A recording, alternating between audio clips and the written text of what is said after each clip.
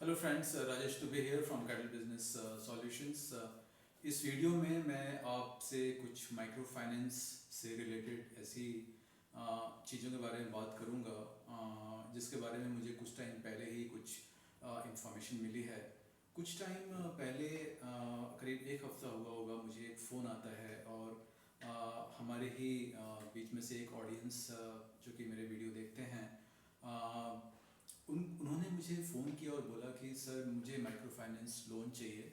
और एक कंपनी ने मुझे कांटेक्ट किया है, वो मुझे 10 लाख रुपए माइक्रो फाइनेंस लोन देने के लिए तैयार हैं। लेकिन उन्होंने कुछ लीगल प्रोसेसिंग या कुछ प्रोसेसिंग फ़ी के नाम पर कुछ पैसा लिया है और उसके बाद कुछ और पैसे मांग रहे हैं।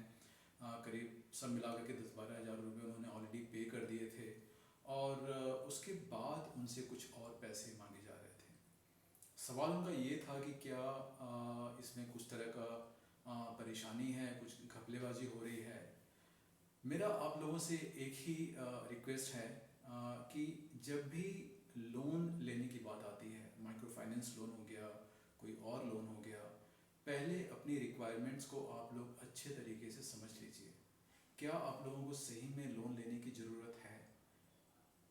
जिसने मुझे फ़ोन किया था, मैंने उनसे यही बात पूछा। उन्होंने बोला मुझे लोन चाहिए एक बिज़नेस चालू करने के लिए। बिज़नेस चालू करने की लोन चाहिए, अच्छी बात है, लेकिन उसके पहले आप अपना एक अच्छे से स्टडी कर लीजिए कि जो आप बिज़नेस चालू करने जा रहे हो, क्या वो बिज़नेस वायबल है, क्या उसमें प्रॉफिट होना तय है, रिस्क कितना है, और इन सब चीज़ों को ध्यान में रख कर के आप कितना लोन ले सकते हैं, जो कि आप अगर आपका बिज़नेस ना भी चले तो आप वो लोन जो भी इंटरेस्ट आता है उसका इंटरेस्ट सहित वापस कर सके। तो वो पहली बात है कि आपको अपना कंफर्ट लेवल देखना पड़ेगा। ओके, अदरवाइज बिना इन चीज़ों का असेसमेंट किए आप लोग लोन लेंगे तो आप परेशानी में फंसेंगे। दूसरी बात, जब भी कोई ऐसा ऑफर आता है आपके पास में लोन लेने के लिए, या आप किसी से कांटेक्ट करते हैं लोन लेने के लिए, आप लोग हमेशा ये इन बात को कि अच्छे से जानकारी ले लीजिए, इसको अच्छे से एग्जामिन कर लीजिए कि क्या सामने वाली पार्टी जो आपको लोन दे रही है और जो लोन देने के नाम पर प्रोसेसिंग फ़ी मांग रही है, लीगल चार्जेस मांग रहे हैं, आपके अकाउंट में क्रेडिट करने के लिए कुछ पैसे मांग रहे हैं, आरबीआई ने कुछ एक्शन लिया है उसके नाम पे कुछ पैसे मांग रहे हैं, उसके बारे में आप ये जानकारी ले लो कि ये कंपनी कितनी ऑथेंटिक है। अब इसकी जानकारी कैसे लेंगे आप?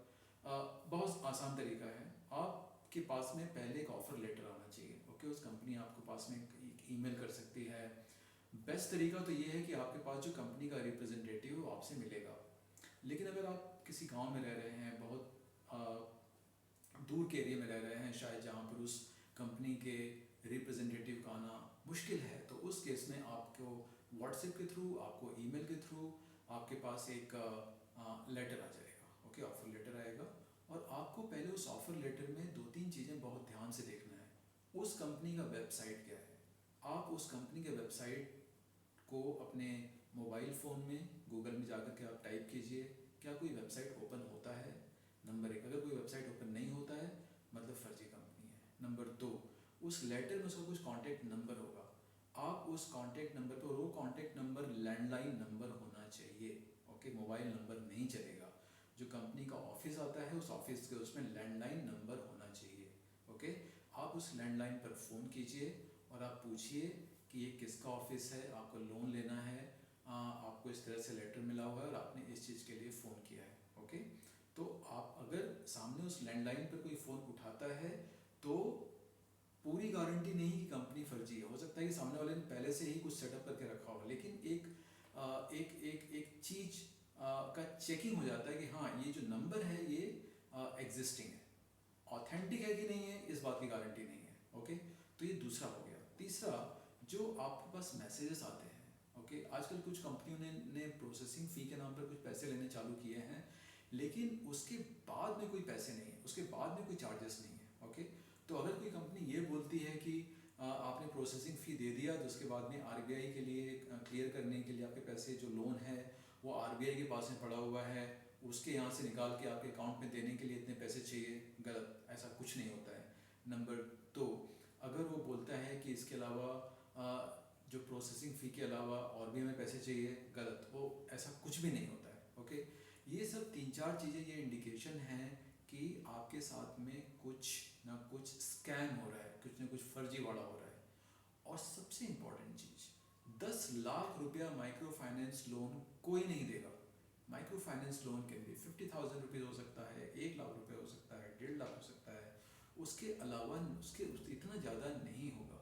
ओके, और उसके बाद भी अगर आप से कोई पैसे मांग रहा है तो पैसे मांगने के पहले आप अगर चाहें तो आप हमसे बात कर सकते हैं, क्योंकि अगर एक बार आपके पास पैसे चले गए तो पैसे वापस नहीं मिलेंगे। आप कुछ भी कर लीजिए, आप पुलिस स्टेशन जाओगे, वहाँ कोई आपकी सुनेगा नहीं, उनके पास इतना टाइम है नहीं। ओके, आप कुछ फ़ोन करोगे, कोई रिस्पॉन्ड नहीं देगा, ईमेल करोगे, कुछ रिस्पॉन्ड नहीं देगा। अब आप उसके लिए आप कलकत्ता या मुंबई तो जाओगे नहीं।